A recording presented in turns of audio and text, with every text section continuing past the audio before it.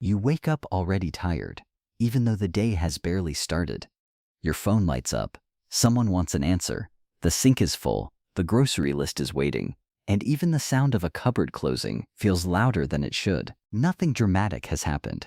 No crisis, no big event. And yet something in you already feels full. If that feeling is familiar, this may be one of those days when your mind and body are asking for less. Not because you are failing, but because you have been carrying too much for too long. Some people move through the world with a wider emotional filter. They notice the shift in someone's tone before anyone else does. They feel the tension in a room even when nobody names it. They register the hum of the fridge, the brightness of the light, the subtle disappointment in a text that simply says, okay. For some highly sensitive people, ordinary life may involve processing more emotional and sensory details than others seem to notice. This is not a diagnosis. It is simply one way to understand experience, especially if you have often wondered why everyday life can feel heavier for you than it looks from the outside. A quiet day is not laziness. It is not avoidance by default. Sometimes it is maintenance. Sometimes it is repair. Sometimes it is what helps you return to yourself before irritation becomes resentment, before tiredness becomes shutdown, before caring so much starts to feel like a burden you are ashamed of. Sensitivity is not weakness. It may mean that your system responds deeply, notices quickly, and holds on to impressions longer. That can make beauty more beautiful, connection more meaningful, and kindness almost unforgettable. But it can also make noise harsher, conflict stickier, and busy days more expensive than people realize. You may not be weak. You may simply be paying attention on more levels at once. Imagine a morning where you are not forcing yourself to perform energy you do not actually have. You make tea and stand quietly while it steeps. You do not turn on a podcast right away.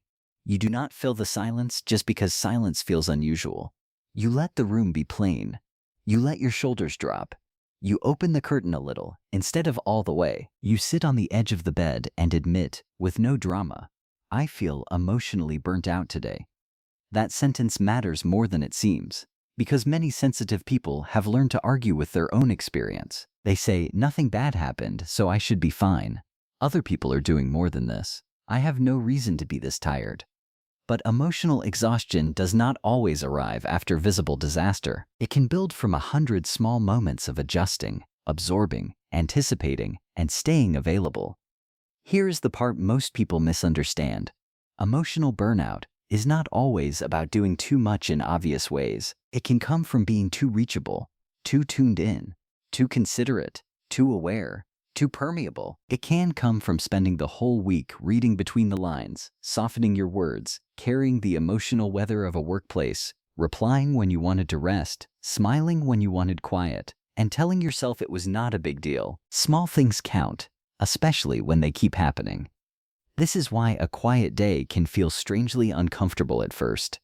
You finally have a few hours with no demands, and instead of relief, you feel restless.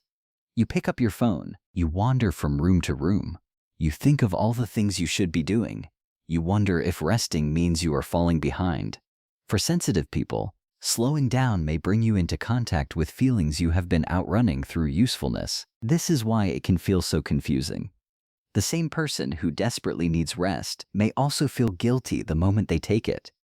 You may crave distance and then worry that distance means you are cold, selfish, or letting people down. But needing space is not the same as not caring. For many deep feelers, alone time can be recovery, not rejection.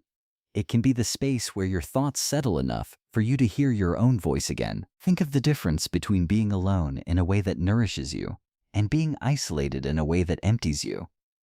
A nourishing kind of solitude may look very simple: folding laundry in peace, walking without music, eating something warm without multitasking, sitting in the car for 5 extra minutes before going inside. Not because you are hiding from life, but because you are re-entering yourself. When your inner world has been crowded by everyone else's needs, a little quiet can feel like oxygen. On a day like this, it may help to make the goal smaller than feeling great. You do not need to become radiant by evening. You do not need to turn your quiet day into a perfect healing ritual. Maybe the goal is simply to reduce friction. Softer clothes, fewer notifications, one postponed errand. a meal that is easy, a dimmer light, less input, a sentence you do not send yet, a room you do not force yourself to clean today. These things may look minor from the outside, but when you process more detail, detail matters. The crowded supermarket may not only be a supermarket, it may be fluorescent lights, overlapping conversations, a cartwheel squeaking, deciding what to buy, seeing someone you know when you were not prepared to talk, and coming home more tired than the task seems to justify. Your exhaustion may make more sense when you stop measuring it by appearances alone. The quiet truth is that many sensitive people are not drained only by hardship. They can also be drained by constant exposure, too many opinions, too many updates, too much background noise, too many small social adjustments, too much emotional closeness without enough time to digest it. Even a pleasant day may leave you tired if there was no room in it to exhale. That is where boundaries become less about pushing people away and more about preserving emotional availability. Boundaries help preserve your ability to be kind without becoming depleted, present without becoming consumed, supportive without disappearing from yourself. A boundary may be as simple as not answering right away. It may be saying, "I cannot talk for long, but I wanted to check in." It may be choosing not to explain your whole nervous system to someone who only respects urgency. And this is where many sensitive people blame themselves. They assume that if something feels too much, they should just become less affected. They try to train themselves to tolerate what is repeatedly draining, but self-respect may sometimes look like adjusting your environment instead of criticizing your nature. If loud places exhaust you, that matters. If certain conversations linger in you for hours, that matters. If too much togetherness makes you irritable, that matters too. There is a practical kindness in planning your life around what replenishes you instead of what impresses other people.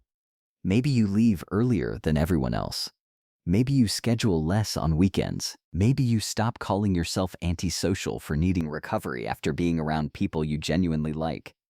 Maybe you realize that your best self does not emerge from constant accessibility. It emerges from rhythm, margin, and honest limits. A quiet day may also ask you to release the fantasy that rest must be earned through total depletion. You do not have to collapse before your need becomes legitimate. You do not have to wait until you snap at someone kind, cry over something small, or feel numb in the middle of a normal conversation. Rest counts before the breaking point. Space counts before resentment. Pause counts before shutdown. If you are emotionally burnt out, try speaking to yourself in simpler language than usual. Not what is wrong with me, but what has been too much lately. Not why can't I handle life, but what have I been handling without enough recovery. Not I need to be stronger, but I may need a gentler pace today. Those shifts may sound small, yet they can change the way your whole day feels inside. Here is the part most people misunderstand. You do not become healthier by constantly overriding your inner signals. Sometimes maturity is not forcing yourself past every limit. Sometimes it is noticing the limit earlier. Sensitive people often spend years becoming highly skilled at endurance while feeling disconnected from permission. A quiet day can be an act of permission. Not permission to disappear from life, but permission to stop treating your own needs as suspicious. Maybe today you answer only what is necessary. Maybe you let one message wait. Maybe you say no to plans without building a courtroom case for why. Maybe you wash your face, drink water, and call that enough for this hour. Maybe you sit by a window at dusk and let the day end without trying to rescue it. A gentle day does not need to be impressive to be healing. This is not a diagnosis, but a way to understand experience. Some highly sensitive people may need more transition time, more quiet after social effort, more intention around stimulation, and more compassion for the invisible work of feeling deeply. There is nothing dramatic about recognizing this. It is simply honest, and honesty can be restful. The quiet truth is that your sensitivity may never fit neatly into a culture that praises speed, toughness, and constant output. But that does not make your way of being wrong. It may mean you need to build a life with more softness at the edges, more room to process, more honest boundaries, more ordinary rituals that return you to yourself. So if today is one of those days, let it be quieter. Let the world be a little less loud, at least where you can choose. Let your home, your phone, your schedule, and your expectations soften for a while. Let alone time mean recovery, not rejection. Let boundaries protect the part of you that still wants to care. And let yourself remember that sensitivity is not weakness. It is a deep way of experiencing life, and deep experiences require real rest. If this spoke to something true in you, take it with you gently. A quiet day may not fix everything, but it can help you stop fighting the fact that you are tired. It can remind you that your overwhelm has a language, your limits have meaning, and your need for space does not make you difficult. It makes you human. And in the comments, tell me this. What drains you that other people do not seem to understand?